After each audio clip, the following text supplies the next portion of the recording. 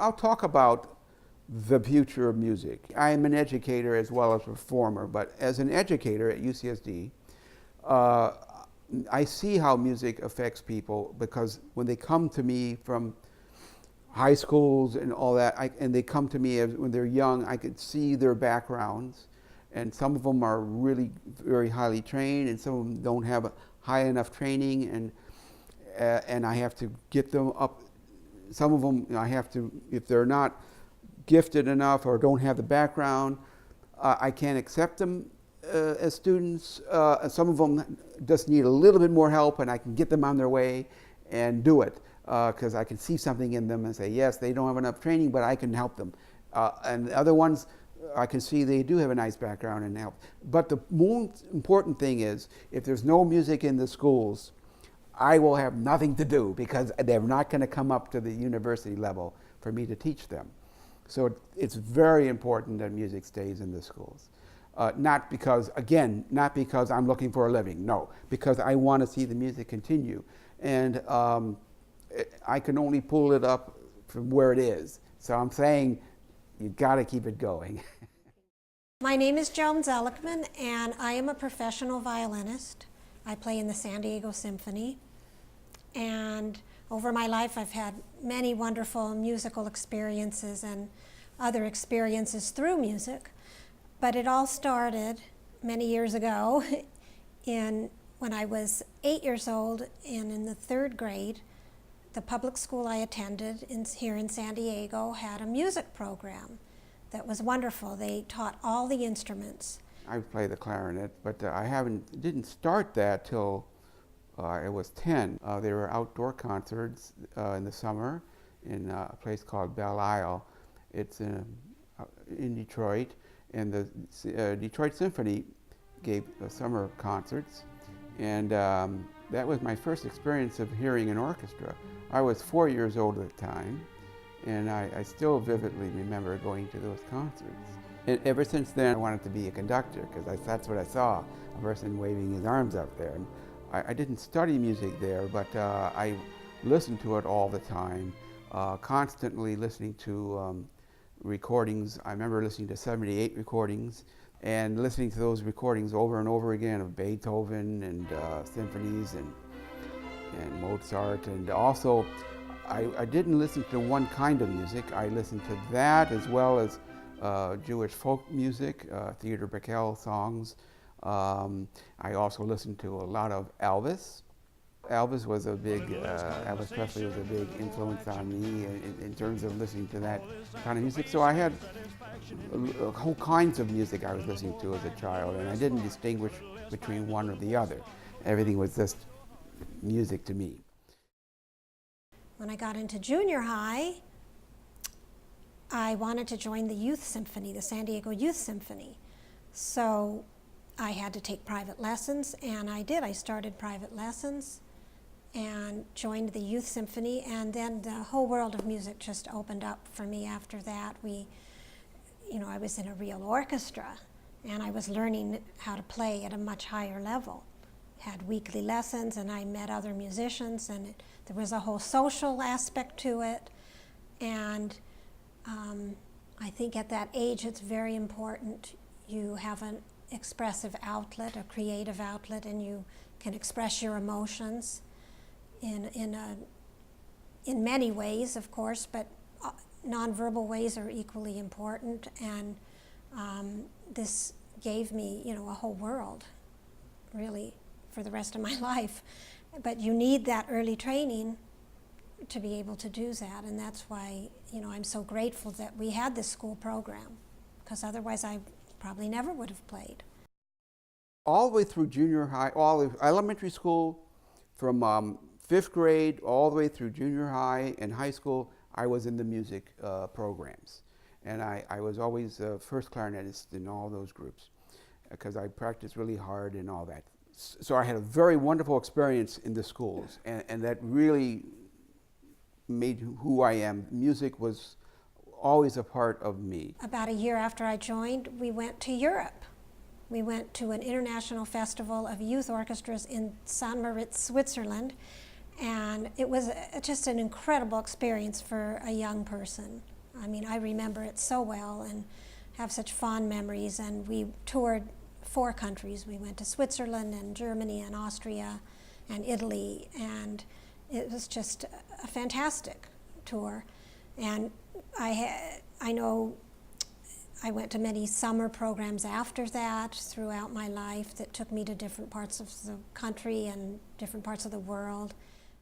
And music related to every subject I was teaching. It has to do with history, it has to do with science. Why? Because music is a science as well as an art. So there's science involved, there's history involved. There's a sense of connection between me and all the old composers. When I play Beethoven or Mozart or anything, I'm actually not just playing their music, but I'm connecting with them from hundreds of years.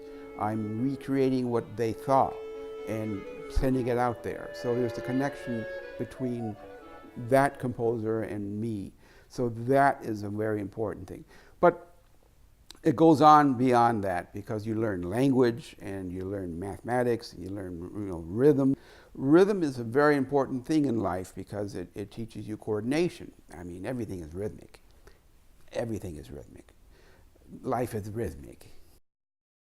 There's a lot of children who maybe aren't drawn so much to other subjects, but music really grabs them and it gives them something that they can do and achieve at, and can give them a lot of confidence and standing in their groups. I'm going to Mexico City and leaving the house for the first time. And I'm glad I did, because I met my wife, Joan, there, because she was playing in the orchestra too. And that's a big story as well. Well, after I finished school, I was looking around. That's when I graduated from college. I was looking around for a job, and I heard about this job in Mexico City, playing in the Mexico City Philharmonic, and I thought, boy, that would be fun. So I went down and auditioned, and I got in, and that's where I met many friends that I have today, and also my husband. He was the bass clarinetist in the orchestra, and we were the president's orchestra, so it was a really special experience. We got to tour South America, and including Cuba, and that was just a wonderful experience. Everything was first class because we were the president's orchestra, and we played for state functions, and it was just a wonderful experience. So there I was in Mexico City, and we toured all over South America, went to Cuba and everywhere like this. And so their music is a way you can travel with music, and you can learn all about life that way. Music is a wonderful opportunity for people. This was an orchestra that had a lot of young people in it. There were people from Russia, and they sort of mostly kept to themselves. And then there were some Mexicans in the orchestra and a lot of us young Americans starting out. So it was a fun group, and with all the touring and everything, we all got to know each other very well. And we dated that year and were married that summer.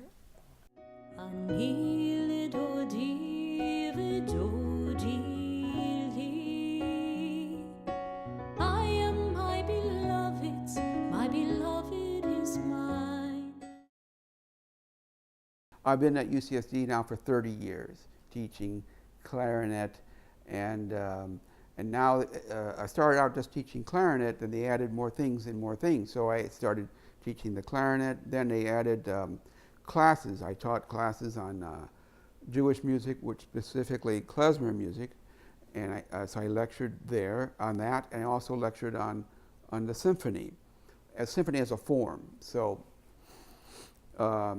those are both very big lecture courses. 200 people are in those classes each.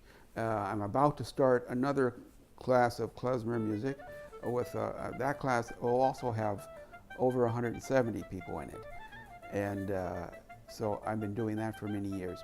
And I also, for the past 21 years, I've been conducting the wind ensemble there, which is a concert band. We have about 75 members in there. And so I am doing what I did when I was 4 years old. I am still doing it. I am conducting.